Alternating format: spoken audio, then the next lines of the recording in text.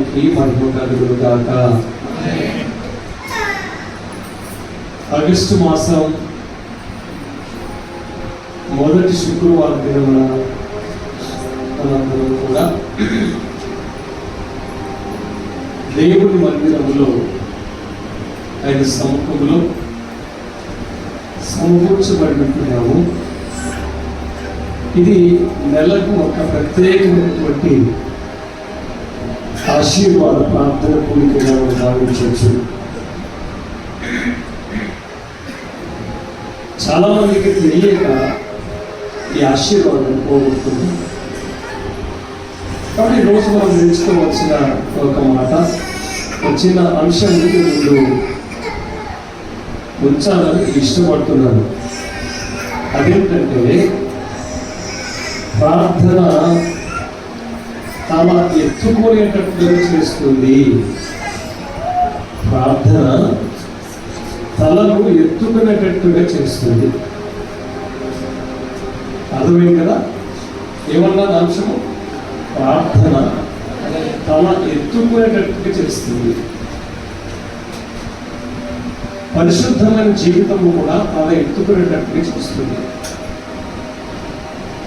కాబట్టి ఈ మాటలు పరిశుద్ధ గ్రంథంలో నుండి దైవజనుడైన దేవుని సేవకుడైన దావీదు గారు రాసినటువంటి కీర్తనల్లో 3వ అధ్యాయం, దయచేసి ఒక 2-3 వచనాలను చదువుకుందాం.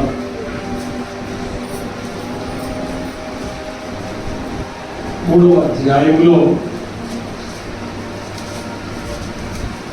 కీర్తనల గ్రంథము 3వ అధ్యాయం దయచేసి 3వ వచనమును 4వ వచనం 5 వచనాల దాకా చదువుకుందాం. చూడండి, అందరం కలిసి చదువుదాము. యెహోవా నీవే నాకు ఏడుగాను, నీవే నాకు అతిశయాస్పదముగాను, నా తల ఎత్తువాడముగాను ఉన్నావు. ఎలుగెత్తి నేను యెహోవాకు మొరపెట్టినప్పుడు ఆయన పరిశుద్ధ పర్వతం నుండి నాకు కరుణించును. యెహోవా నాకు ఆధారం, తాను నేను పండుకొని నిద్రపోయి మేలు పొందును. చాలు. ఏమని రాశాడంటే, నీవే అతి ఆస్వాదముగాను, నా తల ఎత్తువాడవుగాను ఉన్నావు. అలా జరగాలి అంటే కింది వచ్చినట్టు చెప్తూ వచ్చాడు. ఎలుగెత్తి నేను యెహోవాకు మొరపెట్టినప్పుడు ఆయన తన పరిశుద్ధ పర్వతం నుండి నాకు ఉత్తరం ఇచ్చును.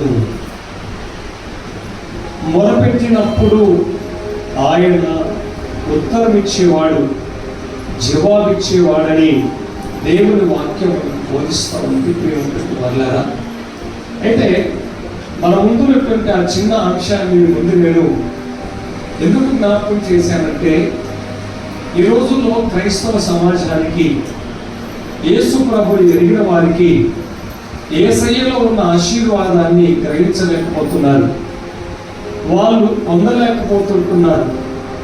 కనుక ఇది మన జీవితంలో జరగాలి అంటే సామాన్యంగా అందరం కూడా మనం ఇష్టపడుతూ ఉంటాం. అలా ఎత్తుకునే వారంగా బ్రతకాలి. మనం చేస్తున్నటువంటి పనిలో కానీ, ఉద్యోగంలో కానీ, వ్యాపారంలో కానీ, పరిచర్లో కానీ, ఇలా ఏ ఐదుల్లో మనం తీసుకున్నా కూడా ఆ రంగంలో మనం ఎలా ఉండాలని, తల ఎత్తుకునే వారముగా ఉండాలని సామాన్యంగా మనం కోరుకుంటాం. ఇది మన ఉద్దేశమే కాదు, ప్రియులారా, దేవుడి సంకల్పం కూడా ఇది దేవుడి సంకల్పం అయి ఉన్నది కూడా. ద్వితీయోపదేశకాండం 28వ అధ్యాయంలో దేవుడు చెప్పిన మాట ఏంటో తెలుసా? నేను మిమ్మల్ని తలగా ఉంచుతాను కానీ తోకగా ఉంచను అన్నాడు. ఎలా చేస్తానన్నాడు ఇక్కడ? నేను మిమ్మల్ని తలగా ఉంచుతాను కానీ తోకగా మిమ్మల్ని ఉంచను. తలకి తోకకి చాలా తేడా ఉంది. తల మానవ శరీరానికి శిరస్సు కాబట్టి అంత ప్రాముఖ్యమైనది. తోక అనేది జోక్గా వాడతారు. తోక అనేది పెద్దగా ప్రయోజనకరమైనది కూడా కాదు. కనుక మరి అలా జరగాలి అంటే ఎలా సాధ్యం ఇది?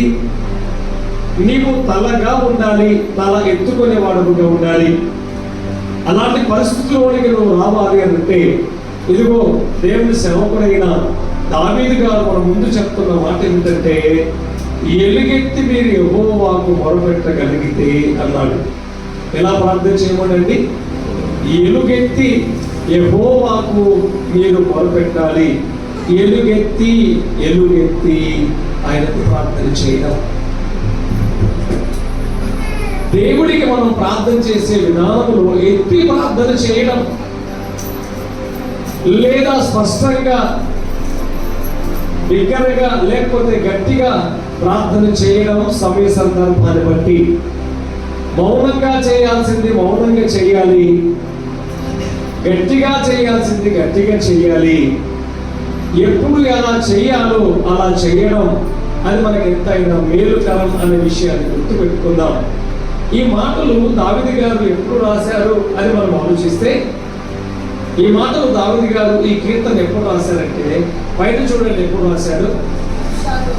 అబ్షాలోము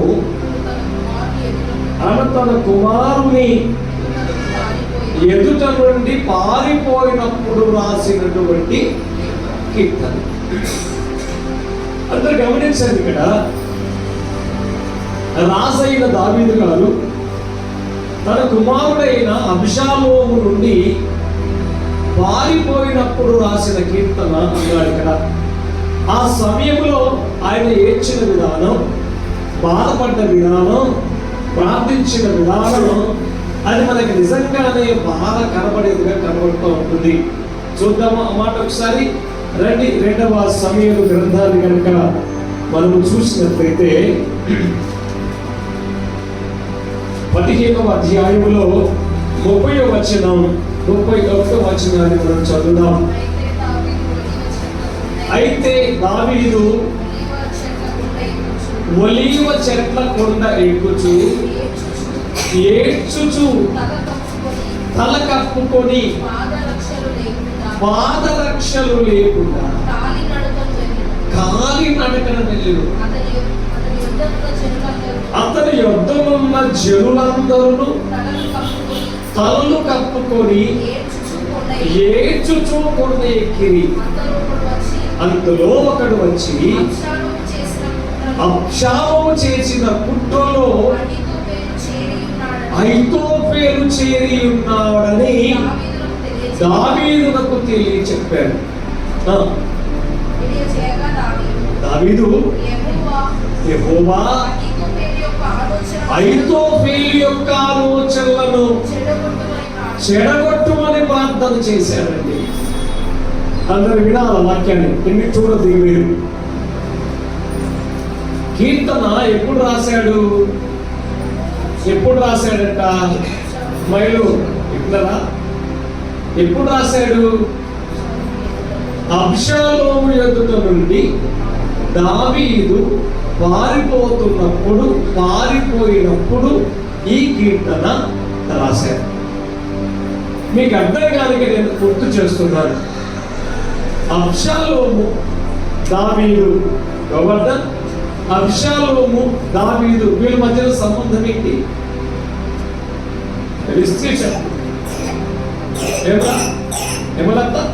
ఏంటి మధ్యలో సంబంధం? వసంత ఏంటో సంబంధం? ఎంత సింపుల్ చెప్పేసింది. ఏమవుతారట?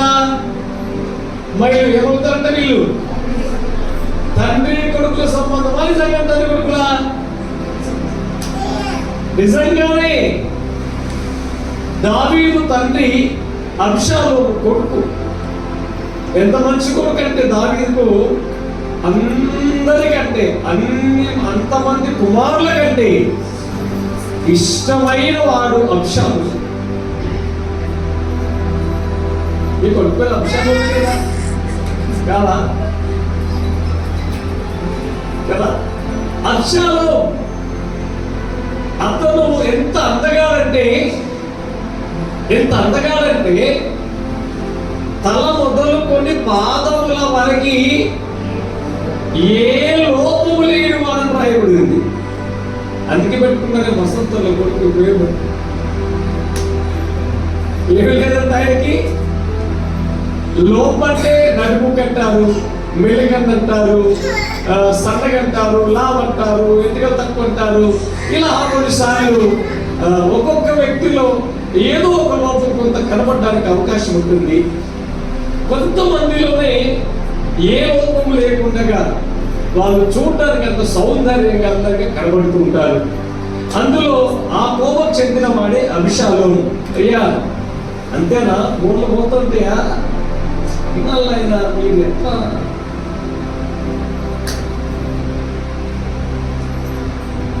అభిషాలోము అంత అందమైన దావీదు ఆనందించాడంటే, ఎంత సంతోషించాడంటే చెప్పలేనంత ఆనందం ఎవరికండి? దావీదుకి. ఎందుకంటే అందమైన కుమారుడు, సౌందర్యమైన కుమారుడు అని భావించాడు. ఈ అందమైన కుమారుడు బయట కనబడుతున్నాడు కానీ లోపల క్రూరమైనటువంటి తొడేలు స్వభావం భయంకరమైన క్రూరమైన తొడేలు స్వభావం పడిపోయాడు. ఎందుకు తండ్రి పారిపోవాల్సి వచ్చింది? ఎందుకు దావీదు పారిపోవాల్సి వచ్చింది? అవుట్లైన్ చెప్పేసిన ముందుకు సాగుతారు. చెప్పండి, ఎందుకు పారిపోవాల్సి వచ్చింది దావీదు గారు? చెప్తావా?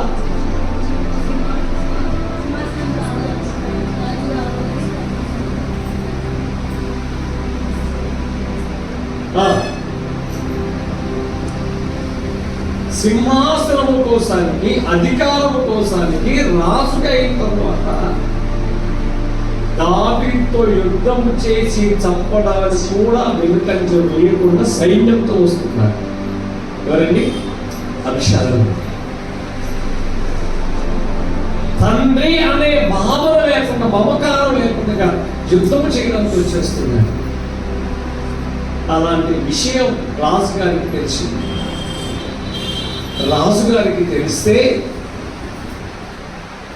తాను వచ్చి మనతో యుద్ధం చేయడం ఏంటి, కాబట్టి ఇది విధానం కాదని కొంతమంది ఉపపత్నులు రాజ గృహంలో పెట్టేసేసి ఆయన భార్యలు తనతో పాటు ఉన్న వాళ్ళందరూ కూడా అక్కడి నుంచి పారిపోతున్నారు. ఆ పారిపోతున్న విధానం చూస్తే ఎంత బాగా రాశాడు ఇక్కడ. ఎట్లా పారిపోతుందంటే 30 వచ్చిన ఏముంది? దావీదు ఒలీవల చెట్ల కొండ ఎక్కుచు ఏడుస్తూ తల కప్పుకొని పాదాలకు చెప్పులు లేకుండా కాళ్ళంటున్నాడు. ఎవరు అడుగుతున్నారు అని? వెళ్ళేది ఎవరు? రాజు. రాజుకి ఏమి లేవు, కాళ్ళకి చెప్పులు లేవు. వాళ్ళ మీద ఏం పెట్టేసుకున్నాడు? కప్పుకున్నాడు. సిగ్గు సిగ్గు సిగ్గుకరం, బాధకరం, వేదనకరం. అలా బాధ, సిగ్గు కలిగిన వాడుగా ఏడుస్తూ పాపం ఆ ఒలీవల చెట్ల కొండ ఎక్కుతున్నారు. ఒలీవల చెట్ల కొండ ఎక్కుతున్నారు. దీన్ని మనం ఆలోచిస్తే ఎవరిని బట్టినంత కూడా ఎవరిని బట్టంట సొంత కొడుకే తండ్రి మీదకి యుద్ధం చేయడానికి వస్తున్నాడు. సంపాదన ఒక నిర్ణయం కలిగిన వాడుగా అడిగాడు. ఎందుకు ఇంత భయంకరమైన తన ఆలోచన మారిపోయింది?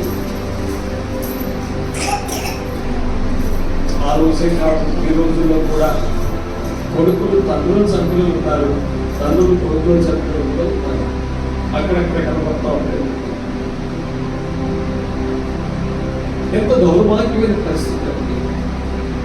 దావీదు గారి కుటుంబంలో చెడగొట్టినాడు.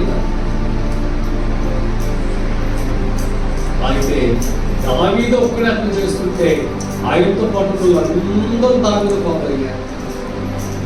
ఏమా దావీదు వాళ్ళు ఏమైందంట, వీళ్ళు కూడా నెత్తల మీద పట్టు వేసుకున్నారు, వీళ్ళు కూడా ఆయన ఏడుస్తుంటే వీళ్ళు ఏడుస్తున్నారు, ఏడ్చుకుంటూ సాగుతుంటూ ప్రయాణం ఎడుతుందంట, ఏడ్చుకుంటూ సాగుతుంటూ ప్రయాణం.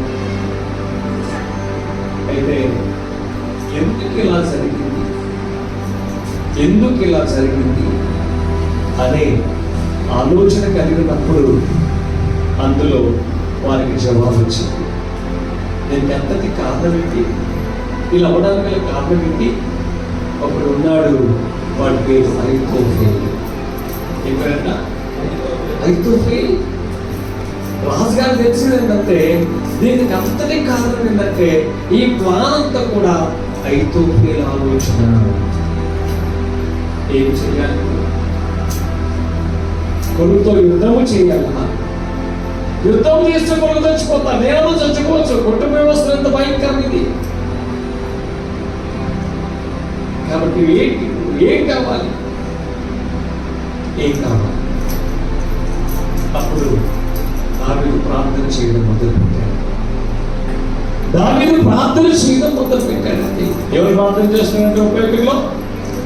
యెహోవా అహీతోఫెలు యొక్క ఆలోచనలను చెడగొట్టయ్యా అని ప్రార్థన చేస్తున్నారు. అహీతోఫెలు ఆలోచన ఏం కావాలి ఇప్పుడు?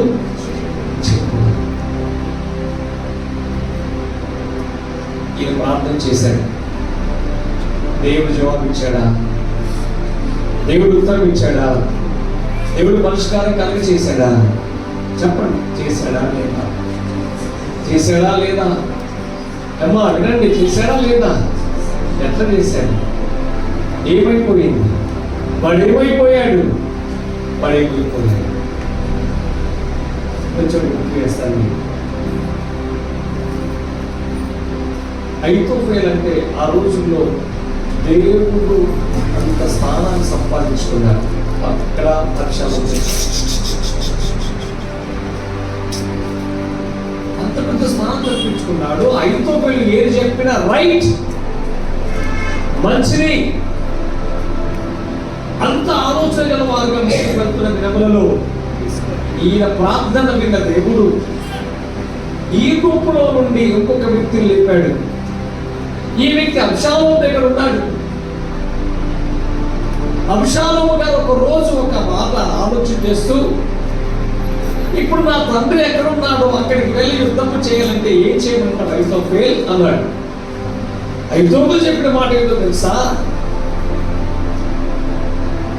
నీ తండ్రిని చంపాలనుకుంటే ఇలా కొంతమందిని తీసుకొని వెళ్ళేసి యుద్ధం చేసి అక్కడ చంపొచ్చు అన్నాడు. ఆహా, బాగుండే ఆలోచన అనుకున్నాడు. ఆ తర్వాత సెకండ్ ఇంకో పర్సన్ ఉన్నాడు, ఆయన కూడా అడిగాడు, మీరేమంటారు అని అంటే, అయ్యా రాజా, నీ తండ్రి సంగతి తెలుసు కదా, ఎలాంటి వాడంటే బిడ్డలను పోగొట్టుకున్న అడవి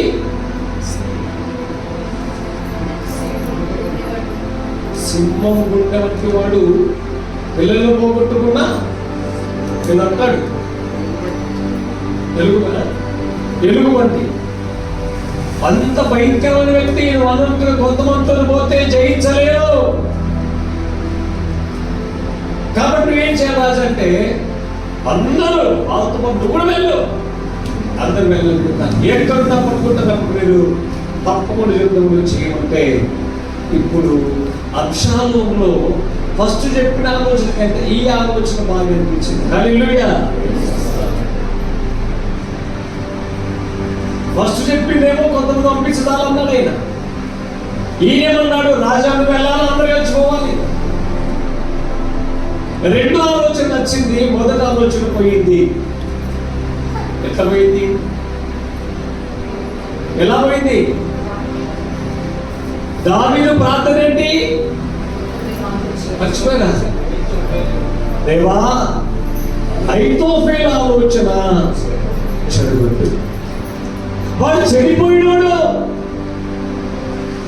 ఎంత దుర్మార్గుడు అంటే చెప్పలేదు దుర్మార్గుడు. దావీదు వదిలిపెట్టొచ్చిన 9 మంది ఉపపత్తులను ఈ అహీతోఫెలుగా చెప్పిన ఆలోచన ఏంటంటే, అబ్షాలోము ఇప్పుడు వెళ్ళి ఆ 9 మందిని పాడు చేసి పట్టపగలన్నాడు. అప్పుడు నీ తండ్రికి కాసై వెళ్ళిపోతాడు.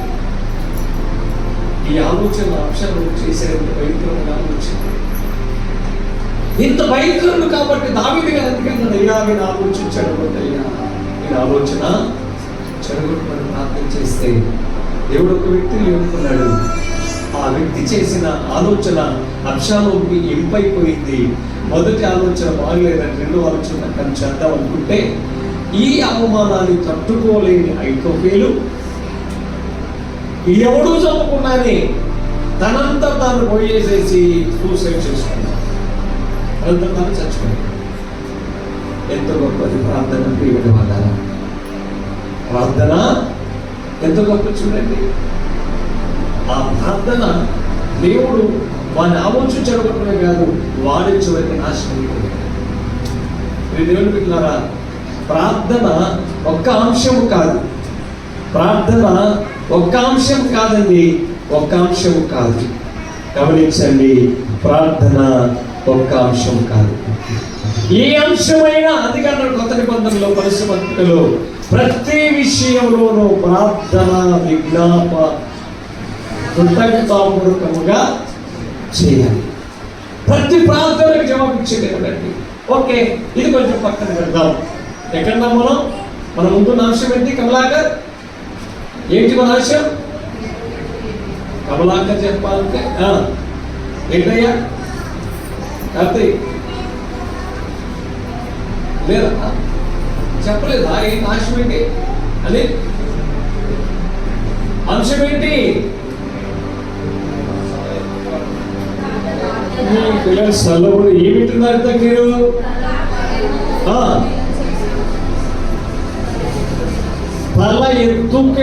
తల ఎత్తుకునే విధంగా చేసేది ప్రార్థన. తల ఎత్తుకుంటట్టుగా చేస్తుంది ప్రార్థన. ఇది అంశం కదా. మరి తల ఎత్తబడాలి, తలలాగా ఉండాలి. అలా జరగాలంటే ఏముండాలి? ప్రార్థన కావాలి. ఎలాంటి ప్రార్థన కావాలి? దావీదు లాంటి ప్రార్థన. ఎలా చేశాడు ఆయన? ఎలుగెత్తి ప్రార్థన చేశాడు. ఏ సమయంలో చేశాడు? ఏడుస్తూ పోతున్నప్పుడు, అవమానపరచబడ్డప్పుడు, నెత్తి మీద గుడ్డ వేసుకొని అరికాళ్ళతో నడుచుకుంటూ ఎంత వేదన, ఎంత బాధ కలిగి తను వెళ్తున్నాడు. ఈ మాటలు చూపిస్తా ఉన్నాడు. ఇలాంటి పరిస్థితుల మధ్యలో దావీదు చేసిన ప్రార్థన కూడా దేవుడు విన్నాడు.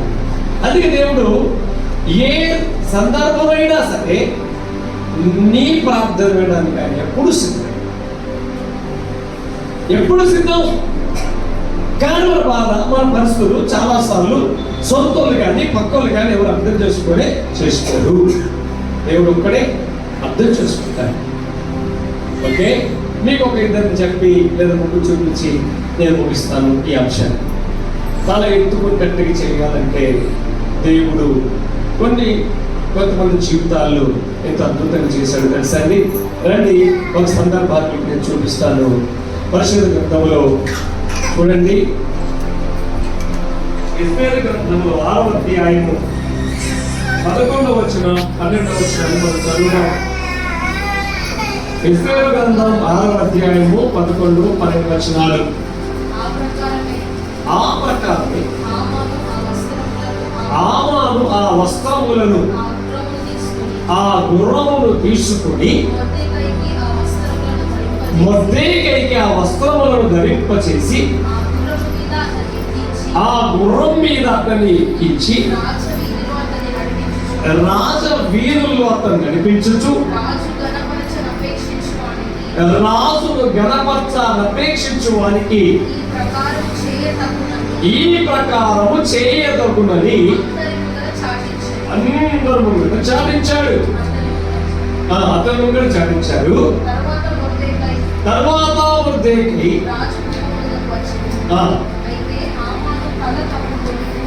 హామాను తల కప్పుకొని దుఃఖించుచు తన ఇంటికి త్వరగా వెళ్ళిపోయాడు.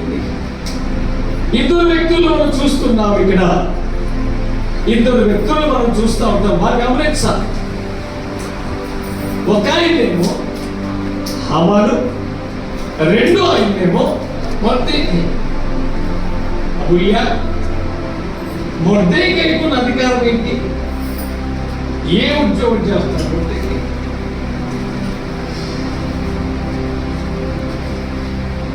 ఏం చేస్తున్నాడు? ఏమైనా చేస్తున్నా చెప్పండి అయ్యా. మొర్దెకై ఉద్యోగం ఏంటి అంటున్నాను? ఏ పని చేస్తున్నాడు? ఉత్తగానే ఏం లేదు, ఊరికనే ఉంటున్నాడు కదా. ఊరికనే ఉంటున్నాడు. కానీ హామాను తీసుకుంటే హామాను ఏం చేస్తున్నాడయ్యా? ఆ దేశానికి ఏమైనాడు హామాను? ఆ దేశానికి ఏమైనాడు? ప్రధానమంత్రి, ప్రధానమైన వాడు, సైన్యాధిపతి, రాజు తర్వాత సెకండ్ స్థానం ఆయనదే. రాజు తర్వాత సెకండ్ స్థానం అయింది. రాజు దగ్గర ఎంత మంచి పేరుందంటే, ఈయనంటే ఆయనకి ఇష్టం, ఈయన మాట అంటే ఆయనకి ఇష్టం, ఈయన ఏది చెప్పినా రాజు గారు దాన్ని నెరవేరుస్తాడు. అంత స్థాయి ఉంది, అంత స్టేటస్ ఉంది, అంత సాక్ష్యం సంపాదించుకున్న రాజు గారి. ఎవరండి? అంత ఉన్నత స్థితిలో ఉన్నవాడు, ఏ పని లేదు, ఉద్యోగం లేదు, ఆఫ్టర్ ఒక సామాన్యుడైన మొర్దెకై విషయంలో జరిగినటువంటి కార్యాలు మనకు తెలుసు. మొర్దెకై అతనికి వంగకయు నమస్కరింపకయు ఉండు చేత అది తన మనసులో పెట్టేసుకున్నాడు. ఆయన తన మనసులో పెట్టేసుకున్నాడు. ఆహా, అందరూ నాకు సాగిపడుతుంటే, అందరూ నాకు నమస్కారం చెప్తుంటే వీడేంది చెప్పడు అని మిగతా అంటే మిగతా అడిగారట. ఏ బాబు, అందరూ చేస్తారు కదా, నువ్వు ఎందుకు చేయమంటే, నేను ఒక యూదుని, దేవునికి తప్ప ఎవరికి నేను సాగిలా. ఈ మాట చెప్తే వాళ్ళందరూ మనసులో నేర్చుకున్నారు. చూద్దాం, ఆయన దృష్టికి వెళ్ళిపోయింది. మీరు చెయ్యాలంటే ఎంతకాలంలో చూద్దాం, ఎంతకాలం ఉంటాం చూద్దామని బాధపడుతున్నారు. ఇది వీళ్ళ మధ్యలో జరుగుతున్న విధానం. మొర్దెకై ఒకటి చేసింది, కానీ హామాను చేసింది మొర్దెకైకి పెద్దగా ఏమి తెలియదు. అంటే ఏం చేస్తున్నారో వీడితే ఇప్పుడు మనం చదువుకున్న బాధ మీద చూపిస్తుందట. గుర్రం మీదనేమో హామాను ఉన్నాడు, కిందనేమో మొర్దెకై ఉన్నాడు కదా. అంతే అమ్మాయి చూస్తున్నారు మీరు. గుర్రం మీద ఉన్నారు, గుర్రం మీదనేమో మొర్దెకై ఉన్నారు, గుర్రం పట్టుకున్నదేమో అమ్మ. రాజవస్త్రం ధరించుకున్నదేమో మొర్దెకై, ఈయన పోస్ట్ లో ఉన్నది, ఈయనకి ఉన్నదేమో అహమ్మద్.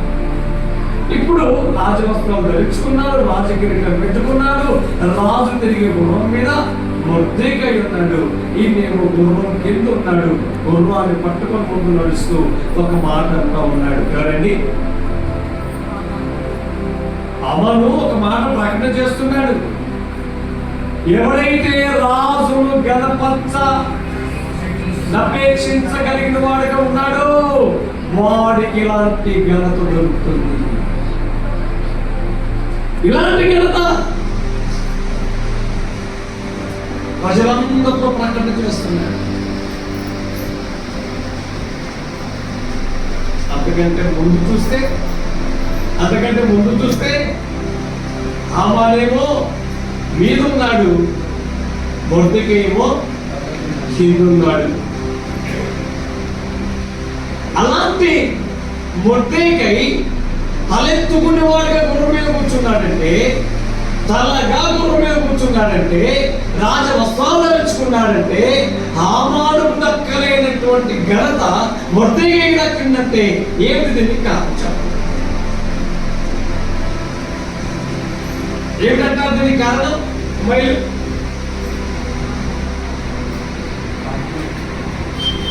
నిజంగా చేశాడా ముట్టకి ప్రార్థన చేశాడా లేదా? అమ్మ వినండి, శోభక్క చేశాడా లేదా? ఏ ప్రార్థన చేశాడు ఆయన? ఎలాంటి ప్రార్థన చేశాడు ఆయన? ఏడ్చుకుంటూ ప్రార్థన చేశాడు. ఏడ్చుకుంటూ ప్రార్థన చేశాడంటే ఆయన మహా దుఃఖంతో చదవనమాట. ఎప్పుడైతే హామాను మొర్దెకైని యూదులను చంపాలని రాజుగారి దగ్గర నుండి ఒక కొత్త చట్టాన్ని తీసుకొచ్చి ఆ యొక్క జీవో జారీ చేసి ఆ పత్రాలు పంపించినప్పుడు, ఆ పత్రాలు యూదులకు అందినప్పుడు, ఆ విషయం మొర్దెకైకి తెలిసినప్పుడు ఇప్పుడు చదువు తెలియగానే మొర్దెకై బట్టలు చింపుకొని గోడ పట్టలు వేసుకొని పోసుకొని పట్టణం మధ్యకు బయలు వెళ్ళి చూడండి మహాశోకంతో రోదనము చేసి రాజు గుమ్మం ఎదుటికి వచ్చేది. చాలు, ఇలాంటి వాడిగా ఉన్నాడండి. ఇలాంటి వాడిగా ఉన్నాడు ఇక్కడ. మొట్టకే ఎలా ఉన్నాడట చెప్పరండి.